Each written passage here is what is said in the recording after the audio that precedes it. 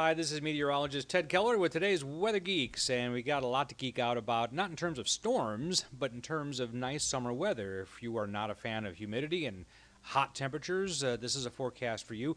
And as usual, the overall general weather pattern that we're in is dictated by the jet stream, and the jet stream is taking this hot air and shifting it westward, and the computer models will verify that. I'll show you that in a minute. And then in the upper atmosphere, we have northwest winds, almost northerly winds by later in the week. And that is really going to spell a very dry pattern for us, hard to get rain started. Anything that's under this trough of low pressure where the winds dip down like this is going to be cool, and the eastern United States is enjoying a very cool and dry pattern as well. So at the surface of the earth, high pressure is parked over Nebraska. It's a high that's going to continue to move in. It's going to stick around for a while. The temperatures are cooler, and the dew points are dropping. That's a measure of humidity, and that sometimes takes a little bit longer for that to take effect. But once that does happen, it's already starting to happen across Missouri and the Ozarks today. It will feel a lot less humid already is.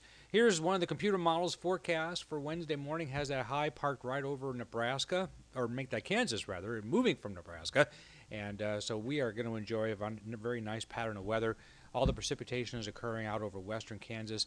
Maybe some breaking out in central Arkansas, but all steering clear of the Ozarks. And tomorrow morning, Wednesday morning, we've got lower 60s across much of southern Missouri. 50s are showing up in that kind of lime green color as that high continues to press on in. So will this continue? Yes. Thursday, the upper levels now is what we're looking at, the Euro Ensemble, average of all their model runs, the way you can think of it. High pressure backing up to New Mexico. This trough of low pressure is interesting in the west, in the east rather. It's keeping them cool. And as we progress here through Thursday to Saturday, this trough actually begins to what we call retrograde, or back up to the west.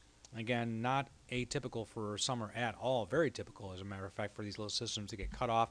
And by Monday, this actually parks itself off the Texas coast as an upper level low.